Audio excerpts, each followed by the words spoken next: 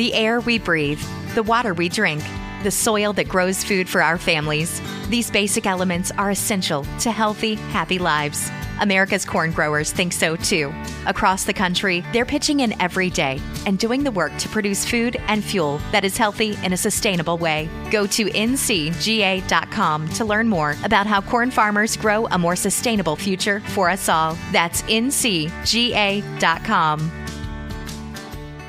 Hey, do you love a good story? Great. Then you got to check out the #Storytime podcast. Each episode brings you the craziest, creepiest, and cringiest stories from YouTube, TikTok, Reddit, and beyond. My story is about the time that I was broken up with at the 9/11 memorial twice. Look, the internet is a dumpster full of stories, and I, your host, Will McFadden, dive in headfirst, sift through the flaming trash, and bring you nothing but treasures. Listen to all 21 episodes of #Storytime now on the iHeartRadio app, Apple Podcasts, or wherever you get your podcasts.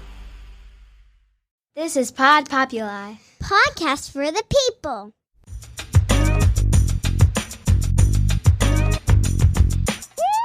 The Great Love Debate. It's the Great Love Debate. The Great Love Debate.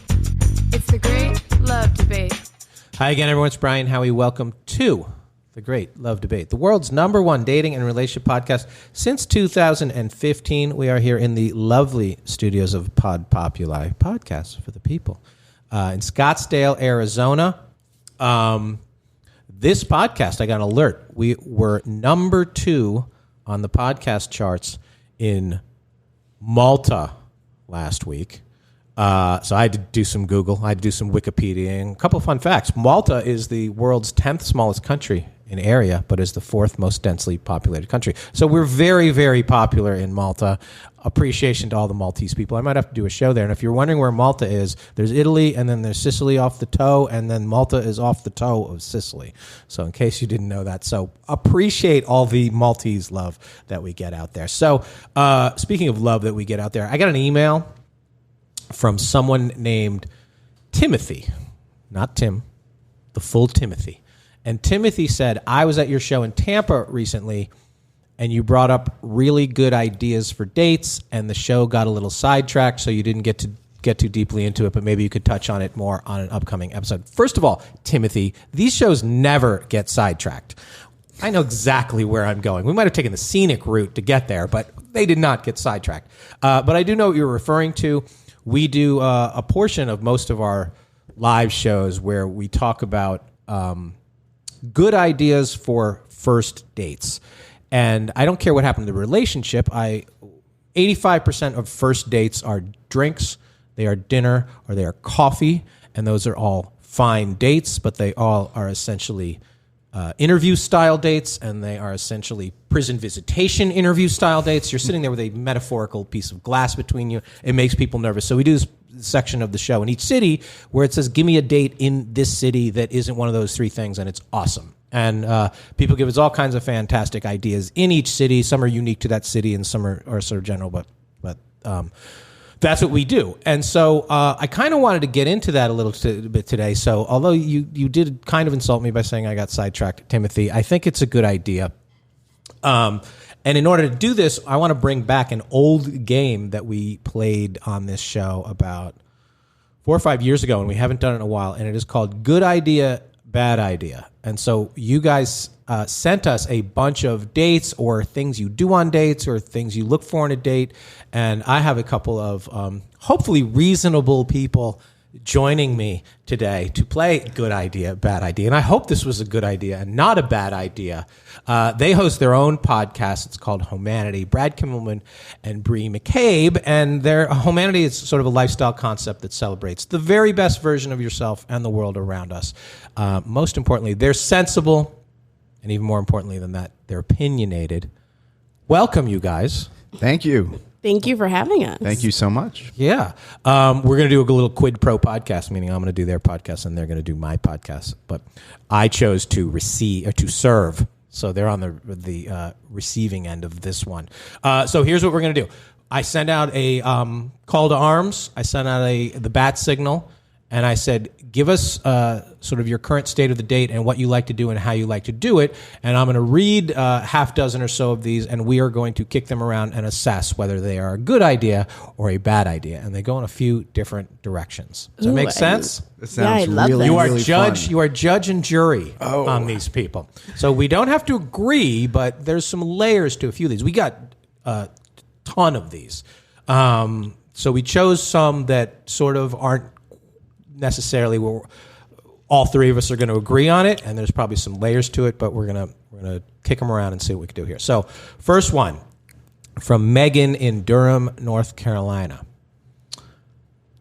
Let's face it, I'm not bright. Nobody's going to mistake me for a doctor. I have platinum blonde hair, huge fake boobs, 3-inch nails, and I basically look like a pinup, which gets me a ton of attention, which I definitely don't mind, but I also want the guys to think there is more to me than that. So I always suggest we go to seminars on early dates.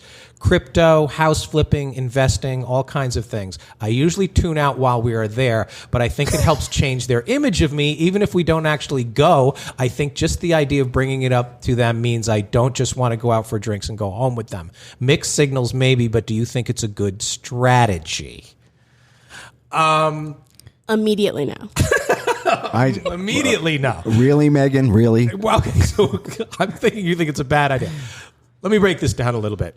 She has a persona that is she's putting out there. If you're like, I am putting out this pinup look, which I know a lot of women who do that. It's a certain look they're going for. Yeah. You're basically in character. What you're trying now to do is add a character to your character. Neither one of them is really you. Correct.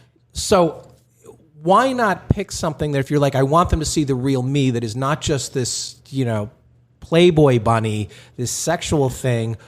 Why not take away from the character and reveal that layer instead of adding on a layer that really has absolutely nothing to do with you?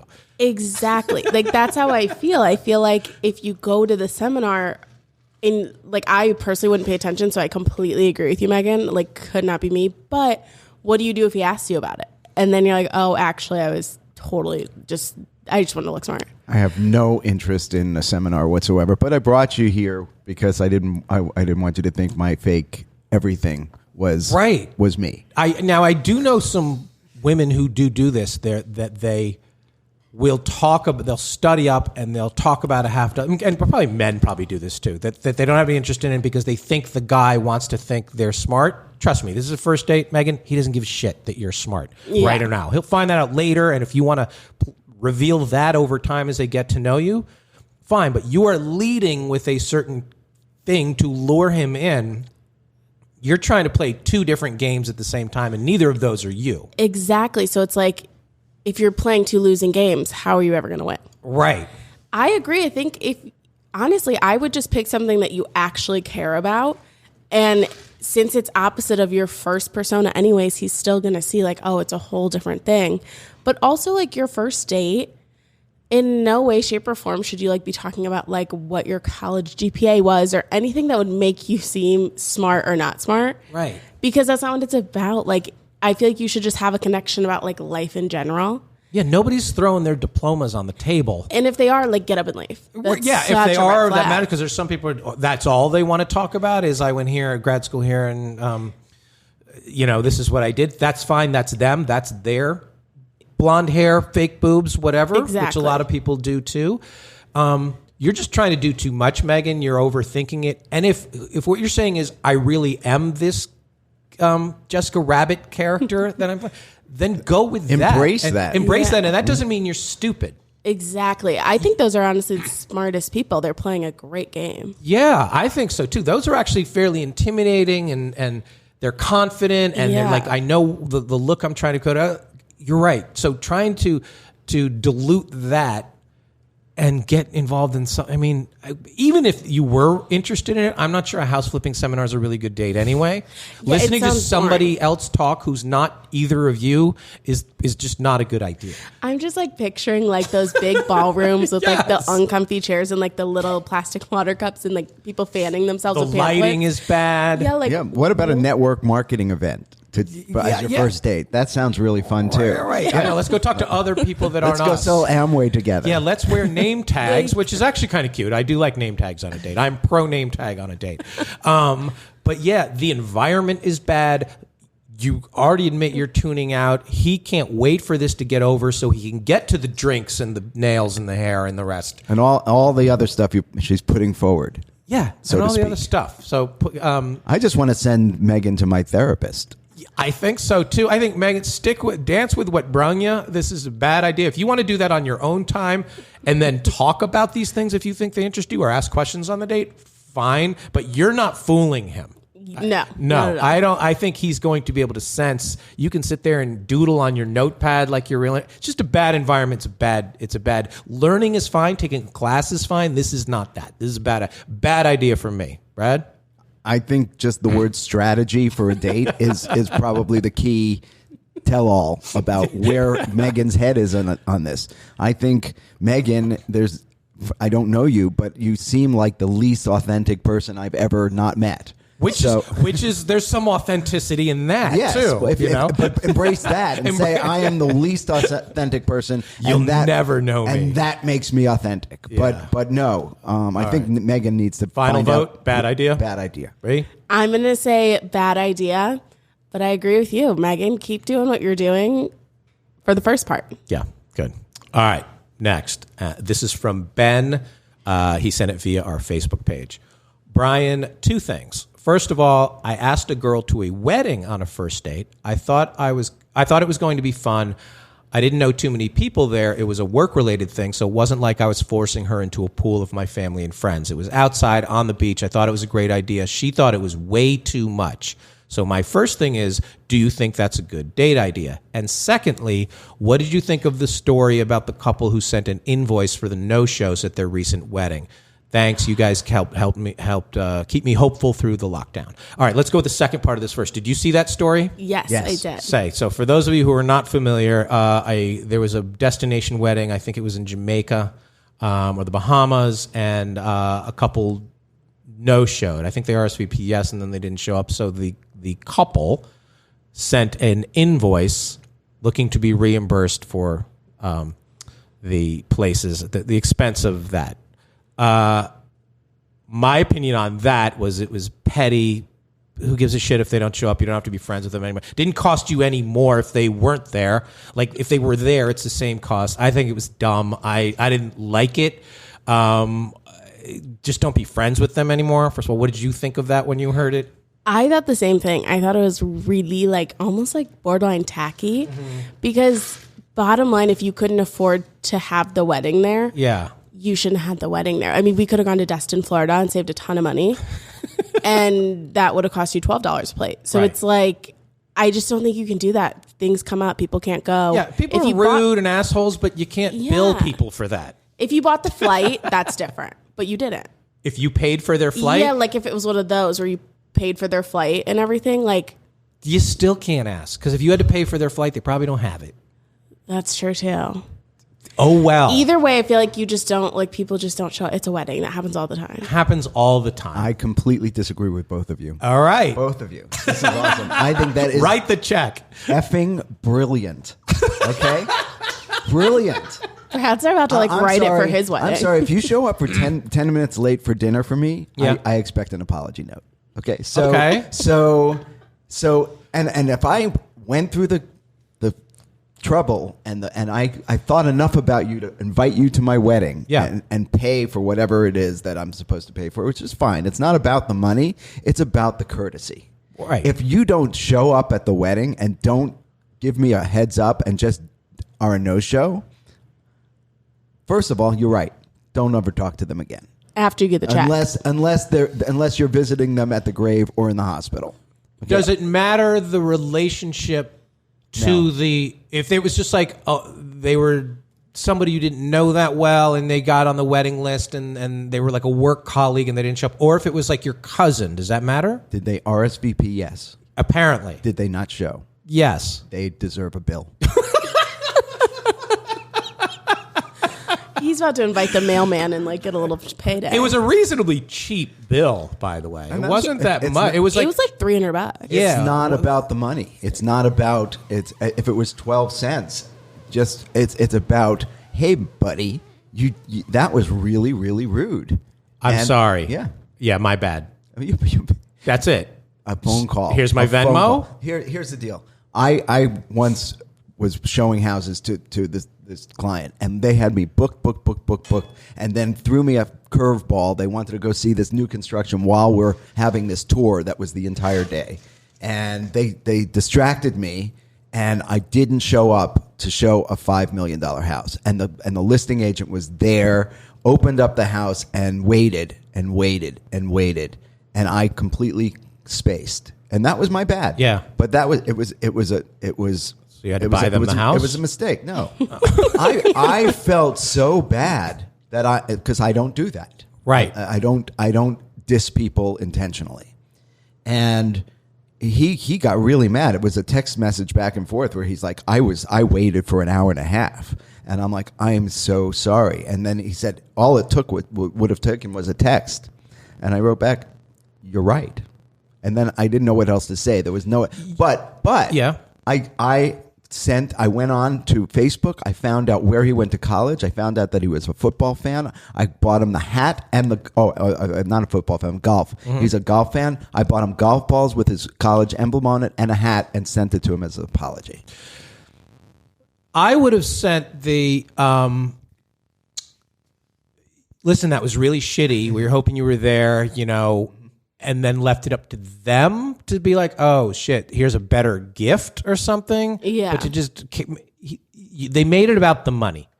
And it shouldn't be about the money. It should be about, people are rude, people do suck, and I'm one of the people who believe that if somebody invites me to your wedding, that means you want me there on the most important day of your life. I'm going. I've been to weddings all over the world where I'm like, I'm going to go to your wedding. Yeah. And if they didn't think it was important now or whatever came up, you definitely owe an apology, and you definitely should be made to feel like shit. I don't think the $300 matters. Yeah, I agree. And I agree 100%. It is completely passive aggressive. Yeah. However, it would feel so good to send a bill. Yeah. Okay. Yeah. Reasonable. All right. Let's get to the first part, which is the second part of this. I think asking somebody to a wedding on a first date is awesome. It's a fun environment. It's a romantic environment. Like he said, it wasn't like, it was like, come meet my entire family and make the person feel awkward. I think go for it. I've done that. I've been a wedding date. I'm not the best wedding date because I'm probably not dancing, but, and I'm a little introverted, so don't invite me, but, I like it. And I think him asking a girl for a wedding date, he's right, she's wrong. I agree with that. I think as long as it's not your family, I think if it's your family, that's a little bit awkward because that's a lot if I like barely even know your name. But I think if it's like a coworker or even like just like kind of a mutual friend situation, I think that's such a fun date. It's literally free drinks, good food. I mean, and really music. Yeah, it's a really good date. Yeah, and there's 100 other people you can talk to if it goes bad. Yeah, and if she tries really hard to catch the bouquet, I'm going to know. I'm going to be like, oh, she really cares about this. She likes chick. me. Yeah. We're probably next. I agree 100%. If she thought it was a bad idea, she should have said no in the first place. But don't go and then do a Monday morning quarterback. Yeah, no, yeah. Oh, that was really awkward. And I'm not even sure it's a deal breaker if it is a family wedding. It depends on your family. I one time got invited to Thanksgiving dinner on a first date. I was like, she's like, what are you doing for Thanksgiving? And I was like, honestly, nothing. And so I tend to get those pity invites once in a while. But she's like, listen, because we were going to go out the next night. We already had plans to go on a first date like the Saturday of Thanksgiving. Yeah. And she's like, this sounds weird. Would you like to come? There's a lot of people there. My family's big and fun and whatever. It was so fun. I didn't end up liking her, but I really liked the family. And it was kind of like, she introduced me. This is our first date, and it was like a running joke, and it was fun. Again, it depends on the environment and all that. But people just saying like, "Hey, let's just try this out. We're going to dive into the deep end of the pool together and see where we go." I don't think there's anything wrong with that. I think if it's a first date, it's not like, oh, will you marry me? Come meet my family. It's. I think it's a perfectly appropriate thing, and it's a good way to dive in. Absolutely. Weddings are fun. Yeah, they are. Weddings are, yes. All right, so good idea. Yes? Good idea. Yes. Good idea. Okay. All right, here's a good idea because I got to pay maybe for somebody's wedding that I blow off. We got to take a quick break because I got to pay the bills around here, and we will be right back after this. When you get Xfinity Internet, Flex is included free, and finding what to watch on TV is now as easy as popcorn. This is a way better way to watch. Go to Xfinity.com, call 1-800-XFINITY, or visit a store today to get a great offer on internet and add Flex for free. Restrictions apply. And we are back. I'm here with Brad and Bree from Humanity, and we are playing Good Idea, Bad Idea with a lot of date suggestions, a lot of date ideas. And the next one is from Menner, Menner, M-E-N-N-E-R. I think I like that name. Is it a boy's name or a girl's name? I'm going to find out in 30 seconds. I'm going to say a guy. Okay, I think it's a guy. Menner. It is a guy. Okay.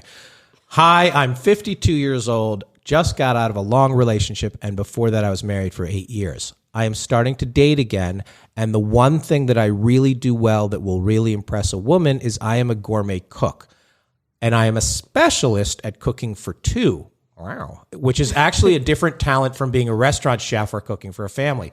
The problem is, I would love to cook dinner for you is now seen as too forward, like I'm really inviting them over to kill or roofie them. Well, that's a little excessive. I used to do this all the time. I assume not kill or roofie them. I used to do this all the time and women loved it. Now they don't. I know you're probably going to say, why not wait till the second or third date to ask to cook for them? That's the problem. I don't do very well in other environments. I'm not relaxed and I overthink it. I'm sure they would like me if they would just come over and try my strawberry caprese and pistachio pesto. It is out of this world, but I don't get the chance. I think it's still a wholesome date. Do I just keep asking and hope the right girl says, that sounds terrific? Now, Menner, you are right. Women used to love that. Mm-hmm.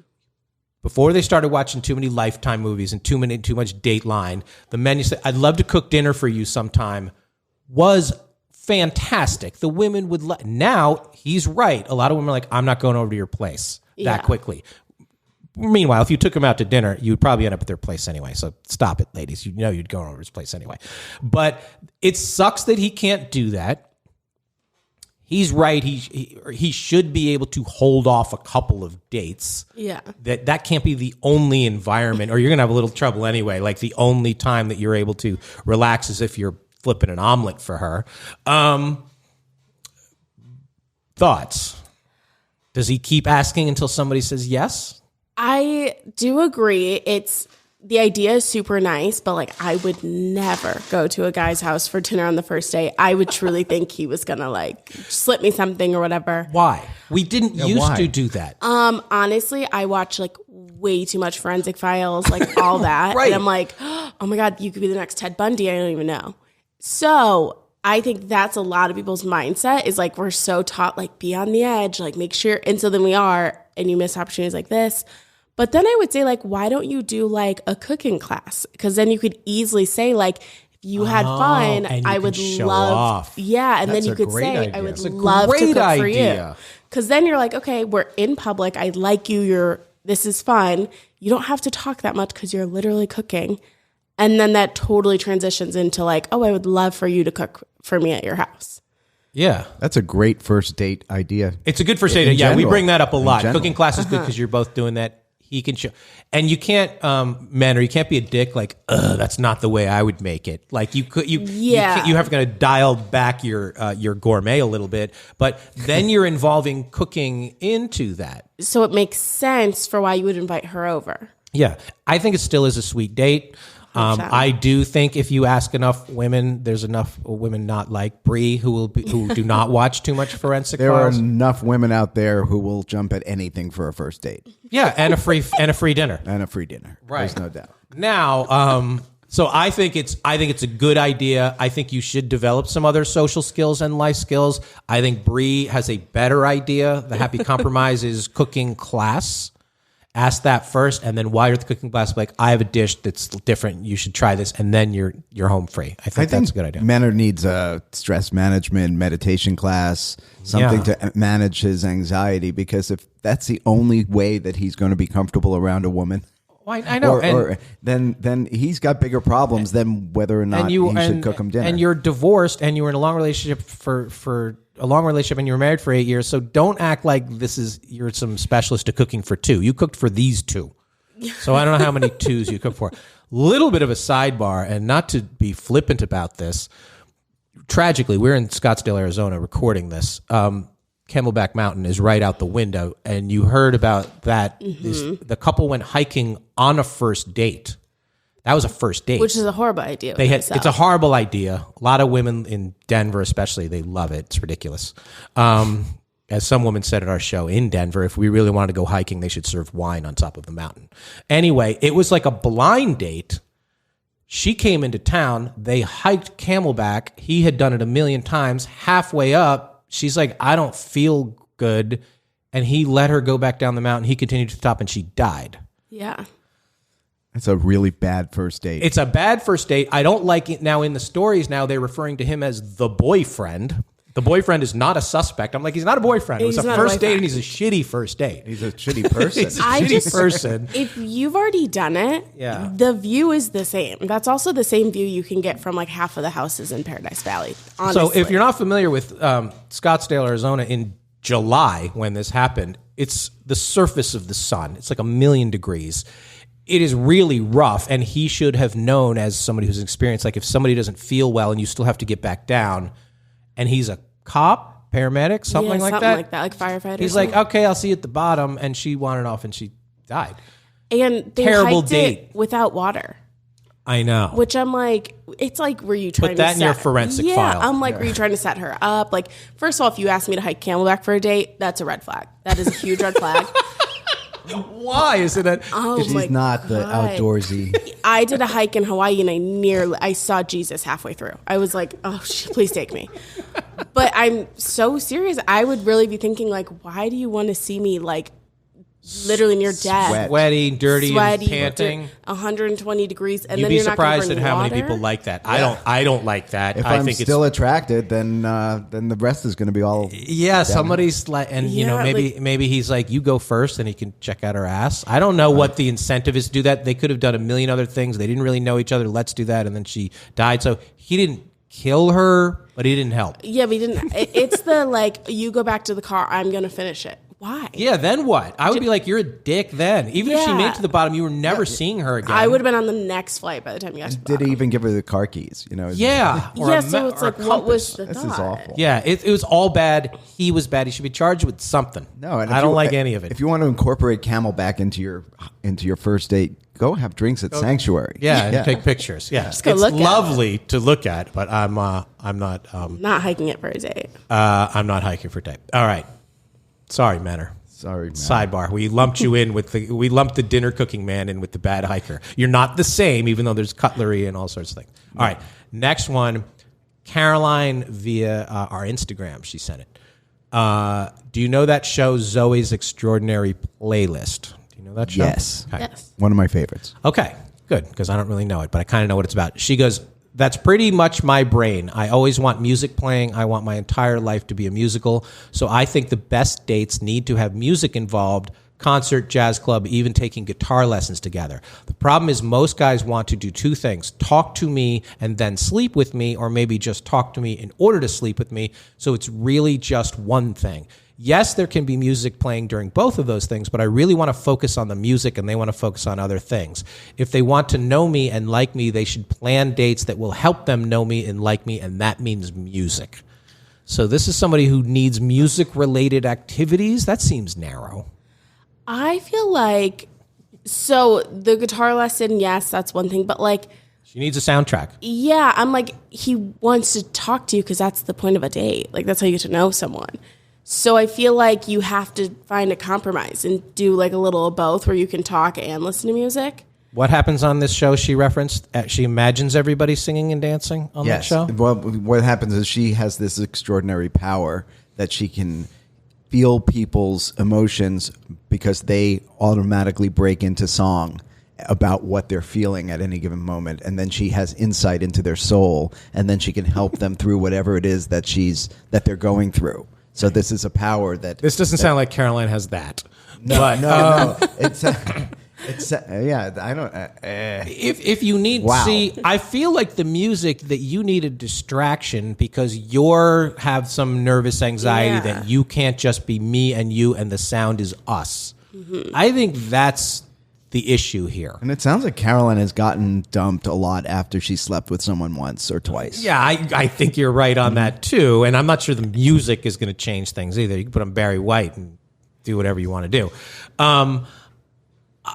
You always want music playing. You want to do music playing activities. I get that. That would be, not to stereotype it, he'd be like, I always want something, I always want the game on in the background. I mean, background music, whatever, and having, it's just a very narrow path that you want to go on because you perceive that as your comfort zone.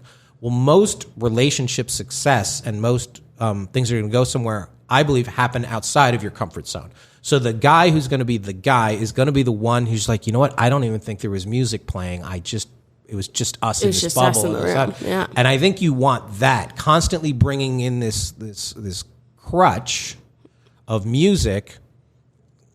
I like, most people do like music, but it's like when a lot of people are like, oh, I want to go to a concert on dates. Well, you can't really talk. You don't really get to know each other. And some people just don't want to get to know each other. I don't know. I agree with that. I feel like if the music can be a side character almost to it, like if you did like a piano bar or something where it's still you two, but you have that music there in case it's like, oh, this is horrible, you could easily shift and just listen. But it's like if you're going to a concert or something, like then we're just two strangers awkwardly standing next to each other, and then we leave and don't know each other. Dial the music back as a character in this scene as little as possible. I used to, back in the day, we're old enough to remember, there was a Virgin. He's pointing to me. Virgin Mega Store. I'm pointing to Brad for sure. The Virgin Mega Stores. Remember those? There was one in Times Square. Yes. Where it was just records, whatever. Uh-huh. And I lived for a decade, like a block from Times Square. And what I would like to do is I would go over and they had the headphones there before we were all germaphobes, and you could just try different. Hit the buttons and listen to different music. And I did that once on a date, and I thought it was awesome. And she was like, come listen to this and listen to that. And it was like exploring a record store, and there was music playing. It was a really, really fun thing, mostly because it showed me personality. Yeah. And you shared that personality, and the music was sort of a window to what they liked and didn't like and how much fun we had. It was a cheap date, but it was a really good time. And so that was something that was like an activity that involved the music, not the music needs to overwhelm the activity. I agree. I think Caroline, if she's so stuck on the music, she should go and get a job in a record store or go and take music classes and meet other people who are obsessive about music. Right. Because it doesn't sound like she's going to let go of that. That's how she defines herself. She needs to figure out why she needs the music. Well, again, I have a great therapist. Mm-hmm. Call me. It sounds like all these people who are writing in have some issues. Yeah, that's not the worst issue to have. No, it's fine. It's just like if you always need music playing, some people got to do certain things to sleep. I get it, but I wouldn't rule out the guy just because he's like, no, I don't want to go to a concert. Let's go here. And if there happens to be a piano player, that's lower the background music a little bit. And I think that's fine. And people do go on dates because they are looking for someone to sleep with, either short term or long term. But if that's what she's so afraid of, then then just get friends that like music. I guessed it on a podcast once that they played music in the background the whole time, and they're like, oh, it's like being in a bar. I'm like, it's so fucking distracting. Like, what are we doing here? And they just had like a DJ playing, and I'm like, oh, no. Yeah, I'm like, okay, this can... I'm like, can we just focus? I was like, oh. They liked it. I didn't. Oh, well, what do I know? All right, next one. This is from Lee in Chicago. Love that. Here is not necessarily the activity, but the action I want to do on a first date. And it does work great, even though it's risky. I bring a list of questions that are far more serious than you would think I should ask, but they usually bring laughter and fun. And Brian, I know that is the fastest way to break down walls. Before we have dinner or even have our drink, I tell her there are a few things I need to know. I start with, what should we name our first kid? Then I move to things like, would you take my last name, hyphen it, or keep your own? Where should we go on our honeymoon? Where should we buy our second home? Risky strategy, sure. Sometimes it blows up, but the ones who are game, we have so much fun with it. I know you are proponents of playful and hopeful, and this game is absolutely those two things. Just wanted to share it. It doesn't always work perfectly, but when it does, it's great.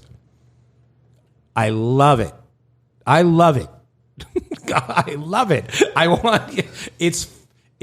There's a little bit of, she's like, is he serious? And don't act like, ladies, that you're not writing out to see what your name looks like with Howie next to it, because you are. And a lot of girls do that.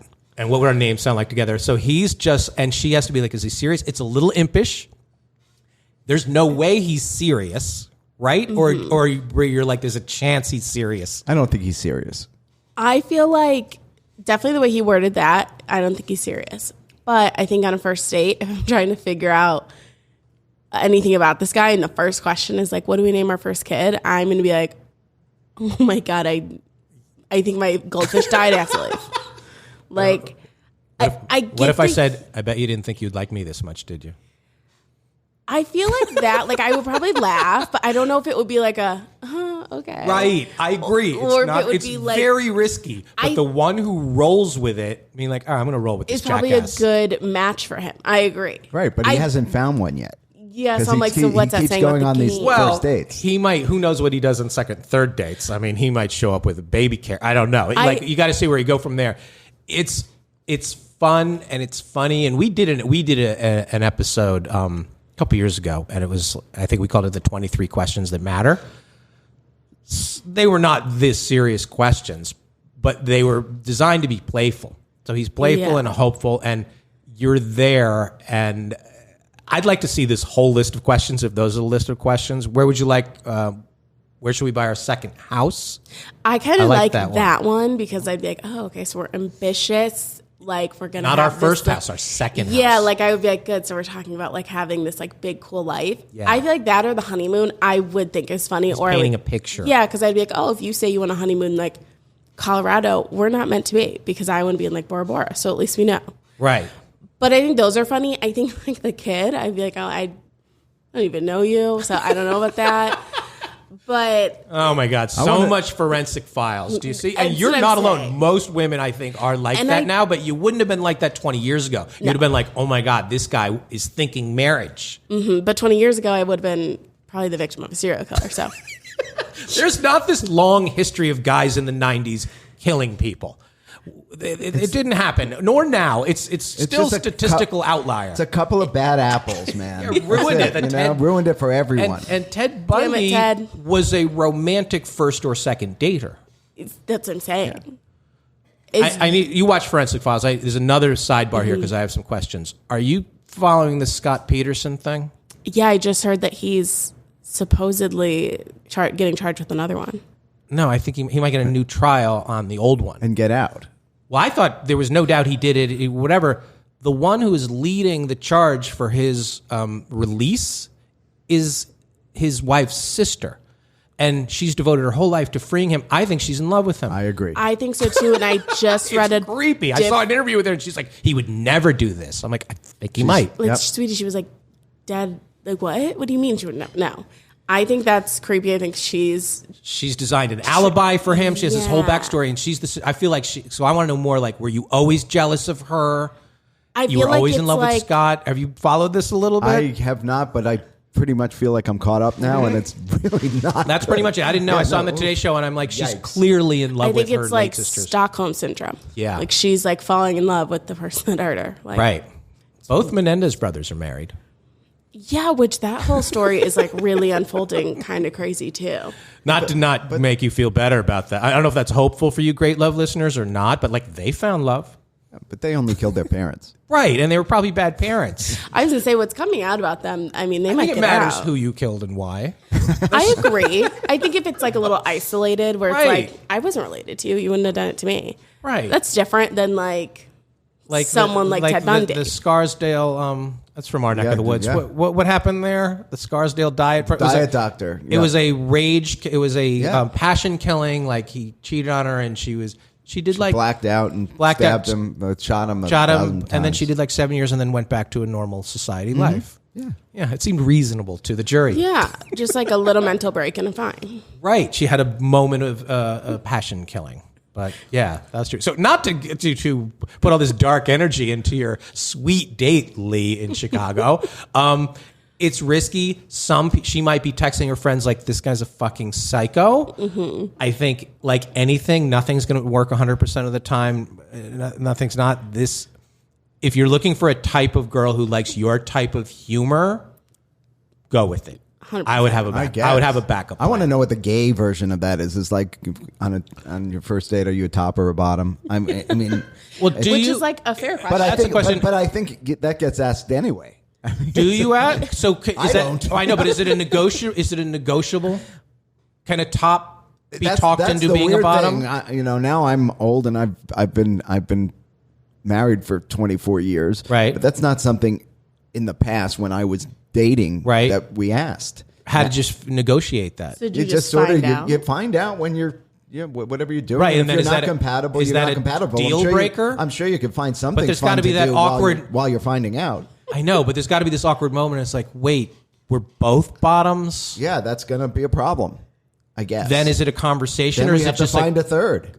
Is that the way it works? For some people, I think it does. But can people be talked into, like, you should really try this? If you were bottom with me, you would like it. Is that the way it worked? I think, people are now identifying as versatile. Versatile. Oh, okay. I think that doubles your dating pool. I think so, too. Well, there you go. Bisexual, versatile is even better. We haven't done basically screw anything. We haven't done a gay great love debate in a while, but I have some questions, so we're going to do that soon, too. Versatile in any situation is probably good. Yeah, a lot of you people who are writing in here are very limited. Your music and your cooking, you need to be versatile. I think a lot of straight men would like to talk their girlfriends into being more versatile. Yeah, I agree with you. Sure. I agree. Versatility is an asset. Versatility, imagination, and getting out of your comfort zone, all you tops out there. And just breathe. Just breathe. It'll be over in a second. Check, please. All right, last one here. This is from Michelle via our Facebook page. I was on your website and watched that brief highlight video, which we have on our website, from your tour, and it looks very funny. And one of the women in the clip says that going to a psychic is a great first date, and I totally agree.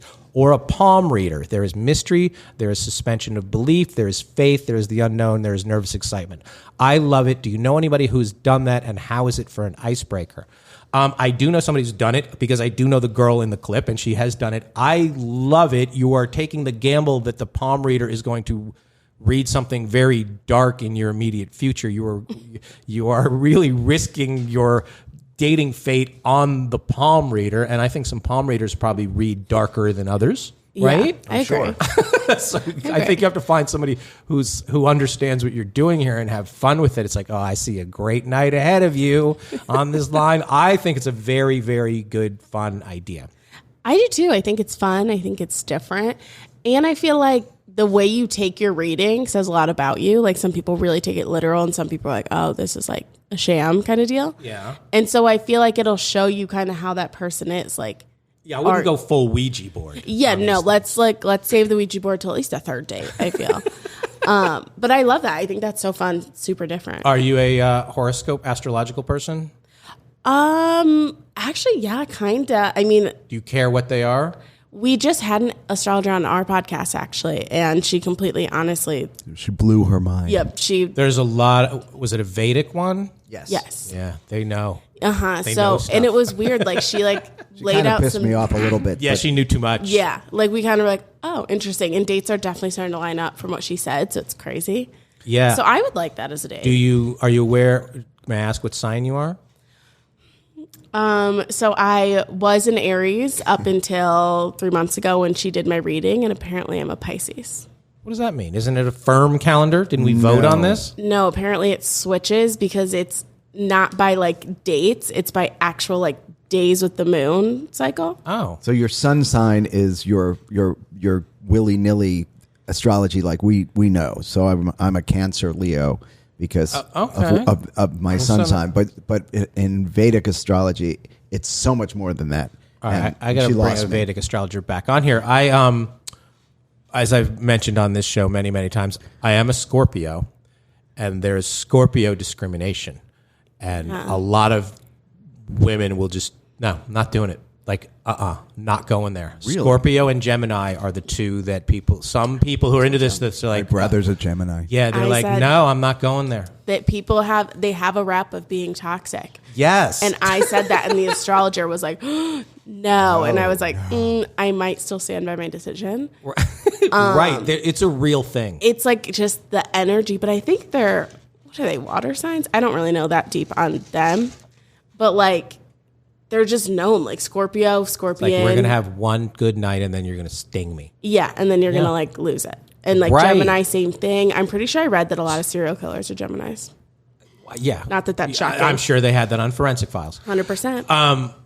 But they, I agree. That's the direction that this could go. I mean, it seems fun and a little bit of a, no offense, palm readers, carnival thing, which is always sort of light and thing. But there's a dark side to, so I would be a little bit cautious about what you do with it. But I think good idea. I think that's a good date idea. I think it's a great idea because you go there and someone else is saying it's not like that the very personal questions, what should we name our kid? Yeah. You go there and very personal things could come up, but it's not coming from one side or the other. So it's something that after it's over, you can bond over and talk about and dissect and have an experience that you can then you can build on. Exactly. It's a good conversation like that, and then go to like it should be dinner, drinks. Why did she say that about you? Yes. Yeah. You don't want that either. You want to be like, that was cool or that was fun, but it's an icebreaker. It's a before that. I like it. So I'm Michelle. I'm good idea. Good idea. I'm gonna say great idea, Michelle. Good idea. Great idea. All right, that is it. That was fun playing. Good idea about it. Most of these have some layers to them but some of them I think you know. I think you know if you fucked up or you don't know. Tell everybody a little bit about Humanity. Well, Humanity is our podcast, and basically it is based upon my concept of humanity and home. And humanity for me is just the act of being human and being kind and aware and celebrating your best life and layering your life with whatever is good that's going to make it better, and a lot of that revolves around home, whether it's your house, your country, your city, your state, your universe, whatever it is. It's about having better moments in your life. Yeah, it's a mindset, it's a lifestyle choice. More better moments than not better moments, even though there will be some not better moments. And people should date in that mindset. Right? Yeah, which is actually crazy. We're going to talk about that with Brian on our podcast, so definitely listen to it. Yeah. All right. Good job, you guys. As far as us, like, share, subscribe, follow, and all the good stuff. Not just our podcast, but Humanity too. Review. Your reviews mean a lot in the podcasting ecosystem. Shoot us an email, greatlovedebate@gmail.com, if you have questions, thoughts, opinions about this or anything else. Check out our live tour schedule. Live shows, greatlovedebate.com. We have upcoming shows in Boston, Wicked Awesome at Cine Winery, Boca Raton at the Boca Black Box Center for the Arts, and a couple more. It's not the most ambitious schedule we've had here in 2021, but the country is not the most ambitious mindset right now. But the shows we have are so fun. They really are. They're better than any shows we've had because the people who are out there are finding their humanity. Because, as always, at the Great Love Debate, we never stop making love. See you next time.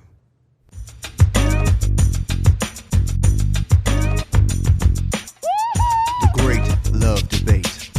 It's the Great Love Debate. The Great Love Debate. It's the Great Love Debate. Hey, do you love a good story? Great. Then you got to check out the #Storytime podcast. Each episode brings you the craziest, creepiest, and cringiest stories from YouTube, TikTok, Reddit, and beyond. My story is about the time that I was broken up with at the 9/11 memorial. Twice. Look, the internet is a dumpster full of stories, and I, your host, Will McFadden, dive in headfirst, sift through the flaming trash, and bring you nothing but treasures. Listen to all 21 episodes of #Storytime now on the iHeartRadio app, Apple Podcasts, or wherever you get your podcasts. Dunkin' is putting a whole new spin on pumpkin at Dunkin' with our new Pumpkin Cream Cold Brew. Smooth, bold cold brew topped with velvety pumpkin cream cold foam made with cinnamon and nutmeg spices. And there's more pumpkin for you to love, like the delicious fall classic, our Pumpkin Spice Signature Latte. Rich espresso topped with whipped cream, caramel drizzle, and cinnamon sugar. That's how we pumpkin at Dunkin'.